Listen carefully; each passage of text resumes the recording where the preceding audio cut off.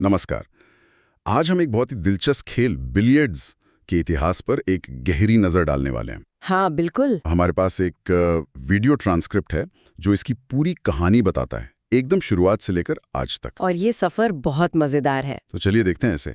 समझने की कोशिश करते हैं कि कैसे लॉन पर खेला जाने वाला एक साधारण सा खेल शाही दरबारों से गुजरा और फिर दुनिया भर में क्यू स्पोर्ट्स का एक जुनून बन गया। बिल्कुल।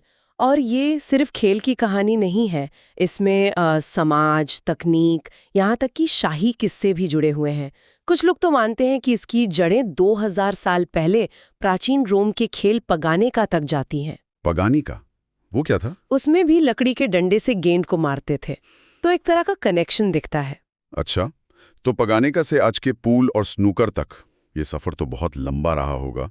मध्य युग में यूरोप में लॉन गेम्स के तौर पर खेला जाता था, सही का? हाँ बिल्कुल, खुले मैदानों में। लेकिन फिर मौसम की दिक्कतें आईं, बारिश, सर्दी। हाँ वो तो है। तो खासकर फ्रांस और इंग्लैंड के रईसों ने इसे घरों के अंदर खेलना शुरू किया। उन्होंने लकड़ी के टेबल्स बनवाई। टेबल है मतलब आज जैसी? शुरुआत में वैसी नहीं, उन पर घास जैसा दिखने वाला हरा कपड़ा बिछाया जाता था, लॉन वाली फील के लिए। और किनारों पर बाड़ जैसी लगा दी ताकि गेंदें नीचे ना गिरें। समझ गया। और तब क्यू स्टिक तो थी नहीं, किसी और चीज से खेलते होंगे? हाँ, उस समय मेस नाम का एक औजार होता था। सोचिए, जैसे एक छोटा हथौड़ा या डंडा जिसके सिरे पर चौड़ा हिस्सा हो। अच्छा, तो उससे गेंद को धकेलते थे? हाँ, धकेलते थे। लेकिन इसमें एक दिक्कत थी। जब गेंद टेबल के किनारे यानी रेलिंग के पास होती थी तो मेस के चौड़े सिरे से मारना बड़ा मुश्किल होता था। ओ हाँ, अटक जाता होगा। तो फिर क्यू स्टिक का आइडिया यहीं से आया? बिल्कुल। खिलाड़ियों ने देखा कि अगर मेस को पलट दें और उसके पतले हैंडल वाले सिरे से पूंछ से गेंद को मारे तो ज्यादा कंट्रोल मिलता है। पूंछ? हाँ, फ्रेंच में क्यू का मतलब पूंछ ही होता है, तो वहीं से ये क्यू स्टिक का नाम पड़ गया। अरे वाह, ये तो बड़ा इंटरेस्टिंग है। और फिर जैसे जैसे खेल पॉपुलर हुआ, 1500 के दशक तक हाथी दांत की गेंदें इस्तेमाल होने लगी। सोचिए कितना महंगा रहा होगा। हाथी दांत? तो ये वाकई अमीरों का खेल था। हाँ, ये उसके शाही और अभिजात्य दर्जे को दिखाता था। शाही खेल से याद आया, वो मेरी स्कॉट्स की रानी वाला किस्सा भी तो है, कुछ सुना था मैंने। हाँ, वो एक बहुत ही मार्मिक कहानी है। कहते हैं कि 1587 में जब उन्हें फांसी दी गई, हाँ, तो उनके शव को लपेटने के लिए उनकी जो पसंदीदा बिलियर्ड्स टेबल थी, उसी के हरे कपड़े का इस्तेमाल किया गया था। ओह, ये तो वाकई दुखद है। खैर, खेल में तकनीकी बदलावों की बात करें, वो कब और कैसे आए?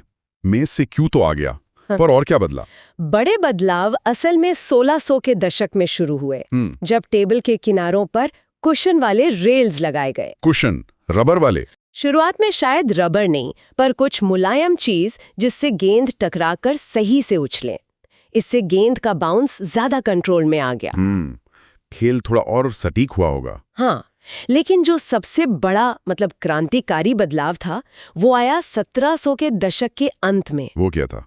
वो था क्यू स्टिक पर चमड़े की टिप का आविष्कार। और ये किया एक फ्रांसीसी सैनिक फ्रांसवा मिंगॉर्ड ने, वो भी जेल में रहते हुए। जेल में? कमाल है। हाँ, लेकिन एक छोटी सी चमड़ी की टिप, इसने क्या बदल दिया? इसने सब कुछ बदल दिया। इस टिप की वजह से खिलाड़ी अब गेंद को स्पिन दे सकते थे। उसे घुमा सकते थे? स्पिन, हाँ। जिसे इंग्लिश भी कहते हैं। बिल्कुल। अब खिलाड़ी क्यू बॉल को बेहतर कंट्रोल कर सकते थे। वो ये तय कर सकते थे कि ऑब्जेक्ट बॉल से टकराने के बाद क्यू बॉल कहाँ जाएगी। अच्छा।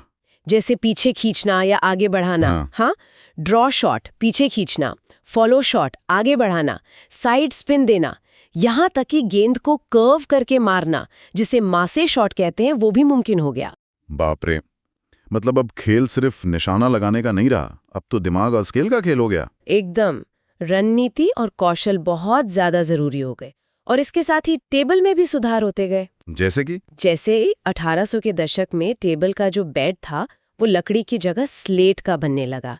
स्लेट ज्यादा समतल होता है, टिकाऊ होता है, नमी से खराब नहीं होता। हाँ सही, आजकल भी स्लेट ही होता है। और फिर चाक का इस्तेमाल शुरू हुआ।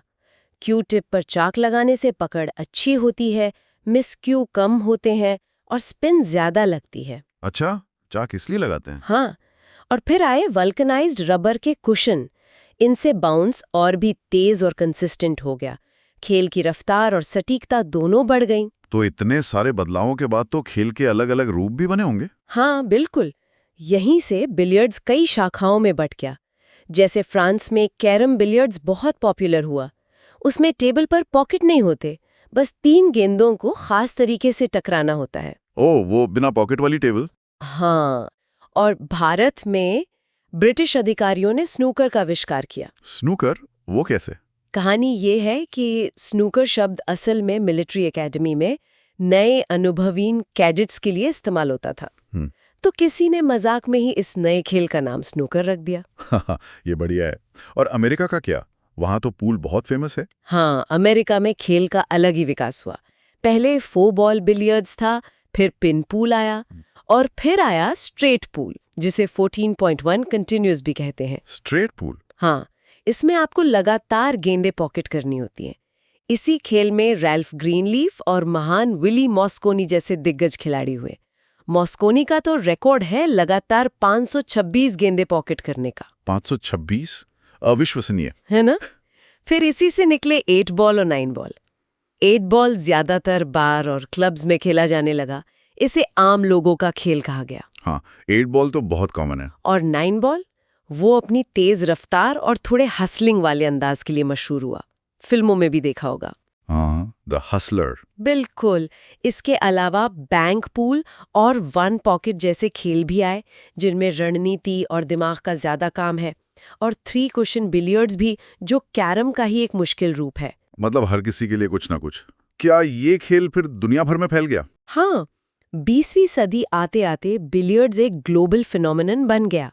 खास तौर पर 9 बॉल, इसमें दुनिया भर से खिलाड़ी आने लगे। कंपटीशन बढ़ा होगा? बहुत।